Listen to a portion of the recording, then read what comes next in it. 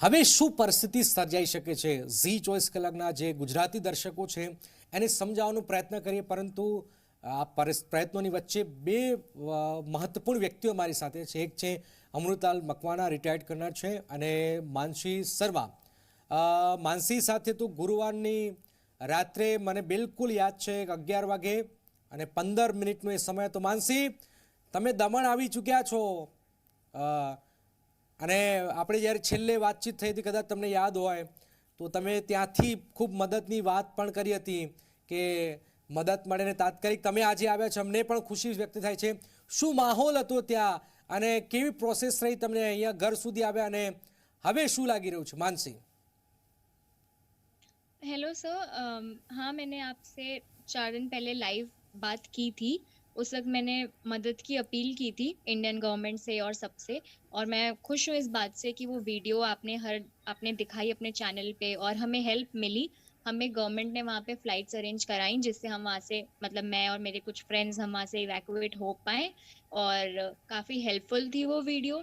और सिचुएशन की मैं बात करूं तो वहाँ पे सिचुएशन काफ़ी बुरी है। अभी बच्चे बहुत सारे वहाँ फंसे हुए हैं।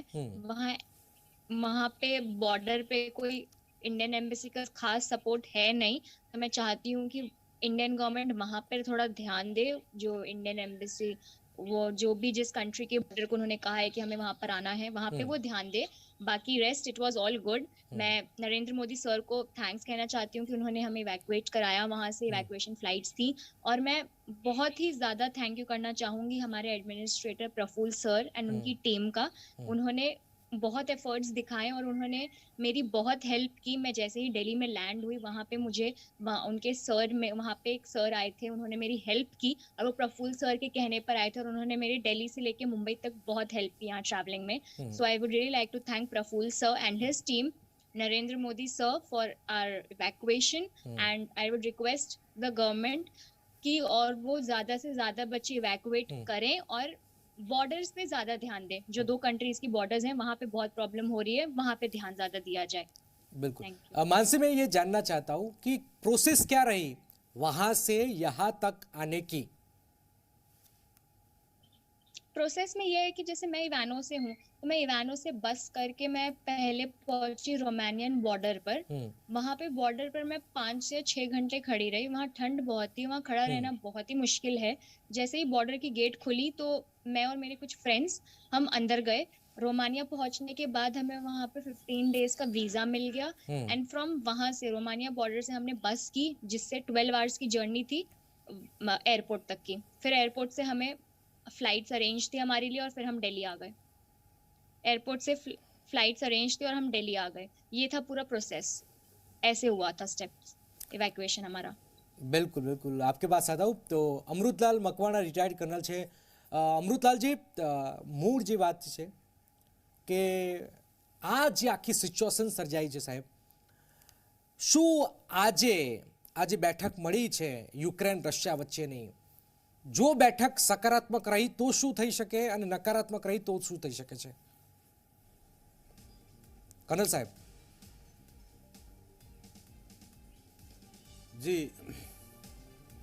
जी આજે જે બેલારુસની અંદર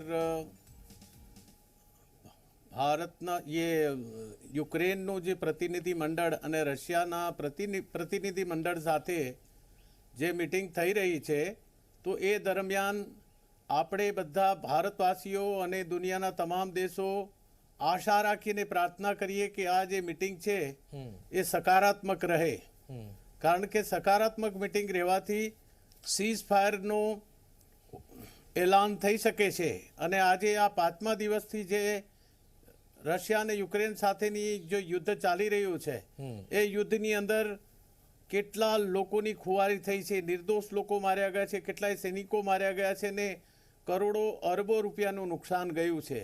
આજે ખાલી ગણતરી માટે આપણે કહી શકીએ કે રશિયા રોજે રોજ $20 અરબ એક દિવસનો ખર્ચો કરી રહ્યું છે. જો યુદ્ધ લાંબો સમય ચાલશે તો રશિયાની આર્થિક પરિસ્થિતિ ખૂબ જ મુશ્કેલીમાં મુકાઈ જશે. અને જે પ્રમાણે જોતા આજે વિશ્વના અનેક દેશોએ એના ઉપર જે આર્થિક પ્રતિબંધો લાદ્યા છે અને વેપારિક પ્રતિબંધો લગાવ્યા છે, જેના પરિણામે બી રશિયાની ખૂબ જ આર્થિક માઠી અસર થશે એવું લાગી રહ્યું છે. પણ આજની પરિસ્થિતિને જોતા બંને પાર્ટી, રશિયાની સૈનિકો પણ ઘણા બધા માર્યા ગયા છે, ઘણા બધા એમના જે પકડાઈ ગયેલા છે યુક્રેનની અંદર, અને યુક્રેનમાં પણ ઘણી બધી ખુવારી થઈ છે.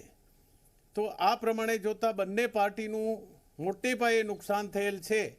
તો આમાં સૌથી સીધો અને સરળ જે રસ્તો એ જ છે કે બે પાર્ટી સાથે મળી અને ચર્ચા વિચારણા કરી, ડિપ્લોમેટિક કરી અને આ જે વિવાદ છે એ વિવાદનો હલ લાવવો જોઈએ. કારણ કે કોઈ પણ વિવાદનો હલ આજે આપણે ઇતિહાસના પાના ઉખેરીને જોશું તો અત્યાર સુધી યુદ્ધથી કોઈ પણ વસ્તુનો હલ આવેલ નથી.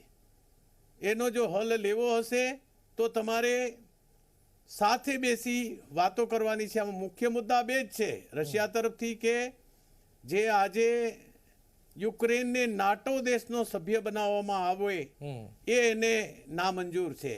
તો એક મુદ્દો તો આ ના પાડી દે કે ચાલો હું નાટો દેશના સભ્યનો મેમ્બર નહીં બનું.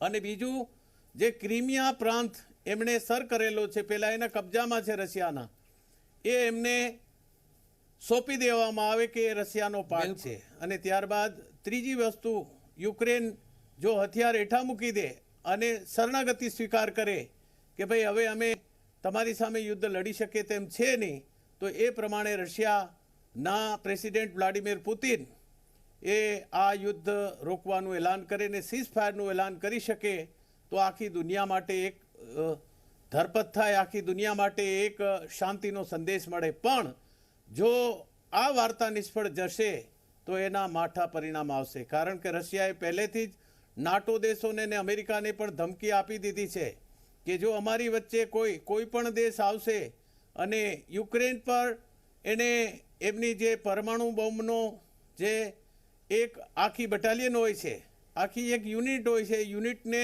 હાઈ એલર્ટમાં રાખી છે કે કોઈ બી સંજોગોમાં ગમે ત્યારે જરૂરિયાત ઊભી થાય તો પરમાણુ બોમ્બનો પણ ઉપયોગ કરી શકે તેમ છે. તો આના લીધે આખી દુનિયાની અંદર આપણે પહેલાં 1945માં જે પ્રમાણે બીજા વિશ્વયુદ્ધ દરમિયાન અમેરિકાએ જાપાનના હિરોશિમા અને નાગાસાકી ઉપર જ્યારે બોમ્બ ફેંકેલા ઓગસ્ટ મહિનામાં, તો એ વખતે બંને શહેર બળીને ખાખ થઈ ગયા હતા. 50 વર્ષ સુધી એ જગ્યામાં બાળકો અંધ અને અપંગ જન્મે છે અને ત્યારબાદ એ જગ્યામાં આજ સુધી હજી ઘાસ ઉગતું નથી એવી પરિસ્થિતિ નિર્માણ થઈ છે.